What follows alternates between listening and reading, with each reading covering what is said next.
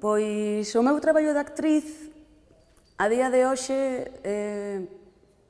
para min, eu vivo con moita ilusión, moita emoción, porque estou cumprindo un soño, non? Que tiña desde pequena e que está moi dentro de ti e ás veces custa moito que saia, pero, bueno, pouquiño a pouco, esforzándose, intentando atopar a oportunidade, pois van saindo. Entón, pois agora, o que estou vivindo pois é un momento pois moi doce e con moita ilusión. A estas alturas eu estou convencida de que isto é o que me fai feliz, é o que me enche como persoa, porque eu xa probei a traballar noutras cousas.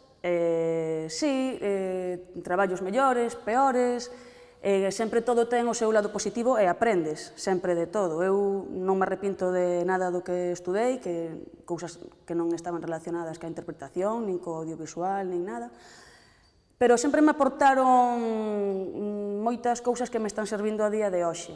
É un horizonte incerto. Supoño que todos os actores e actrices pois sempre contan con esa incertidumbre de non saber se despois de rematar esta película ou despois de rematar esta serie vou traballar. Esa é sempre a pregunta que temos, non? A incertidumbre, algúns pois lles pode pesar máis, a outros menos. Eu de momento sempre o vivo con esperanza e con, bueno, pois por que non van vir máis traballos? Se non veñen, pois algo haberá que argallar. A día de hoxe vou estar, creo que no paro, un mes, pero sí que teño un proxecto, nada, despois do Nadal, empezo nunha serie de ficción. Entón, pois, é un mes tranquilo. Hai que ser previsor, está claro. Como en todas as profesións e na situación que hai agora en moitos países, pois o traballo non sobra. No mundo dos actores e das actrices igual. Entón, bueno, sí que está ben ter unha segunda opción e unha seguridade. Aínda o estou, creo que, empezando a comprobar, porque sí que é certo, o meu soño era traballar como actriz, no cine, na televisión, no teatro. Eu de pequena sempre me apuntaba a teatro. Nunca pensei niso de presentar programas. O sea, gustábame velo na televisión ou tal, pero non me imaginaba diso. Foi algo que xurdiu, pois, así, espontaneamente. Tamén me gustou, porque, bueno, tamén traballar coa cámara, ca xente, está moi ben. E a min iso, digamos que, co que falábamos antes, é, digamos, unha segunda opción de se non teño traballo como actriz, pois teño a oportunidade tamén de traballar en programas como presentadora. Sempre pensas, a ver se me van a encasillar como presentadora, porque, claro, o primeiro contacto, digamos, ca profesión xa en televisión foi a través de programas de tele, un chamou a outro, e foi así, e despois a interpretación veu despois. Entón, bueno, se xa me chamaron por algún papeliño é que sí que me están tendo en conta como actriz. Entón, ese medo sí que se me disipou. A min resultame máis doado presentar programas que o de actuar. O de actuar a min pareceme un traballo moi difícil, que aínda estou aprendendo. Eu aquí en Galicia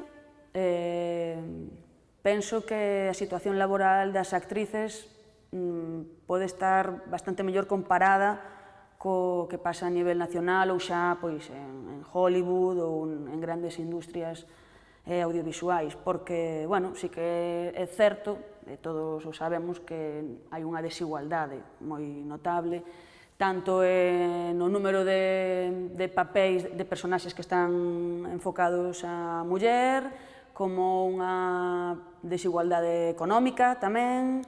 Aínda non está chegando moito esa corrente, que sí que xa está a nivel nacional, en España sí.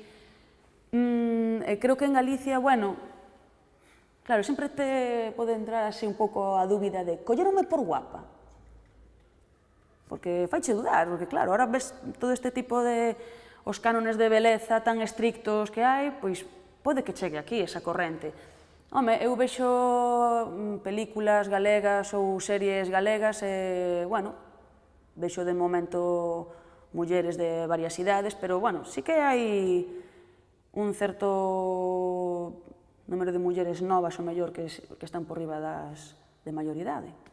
Esa forma de ver a muller como un obxecto non é de agora, é que xa ven de hai moito tempo, entón iso vese reflectido na sociedade e, polo tanto, na xente que escribe guións, que creo que na maioría son homes, entón escriben moito para homes, entón sempre se ten esa idea de que as historias de mulleres son para mulleres, non? Ou só lle interesan as mulleres. En cambio, unha historia que escribe un home lle pode interesar os homes e as mulleres.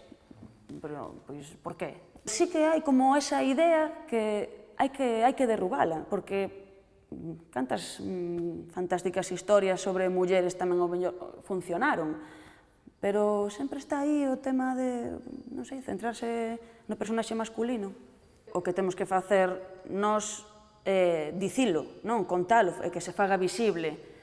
Que se faga visible, bueno, eu creo que incluso teño entendido que, igual que en Estados Unidos, hai, creo que unha especie de que ten que haber unha porcentaxe de afroamericanos que estén presentes no audiovisual ou nas películas, pois aquí ten que pasar o mesmo. Eu abogaría moito por apoiar ese tipo de iniciativas, de que teñan tanto presencia os homes como as mulleres, igualmente.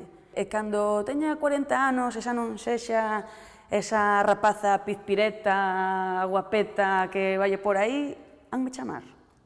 Entón, bueno, sí que está iso así rondando ás veces, e digo eu, terei que sacar a oposición, como me dixo miña nai.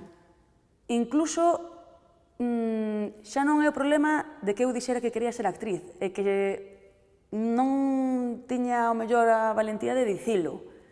Era como xa por dentro, en plan, non o vou dicir porque me van dicir que non, que tal.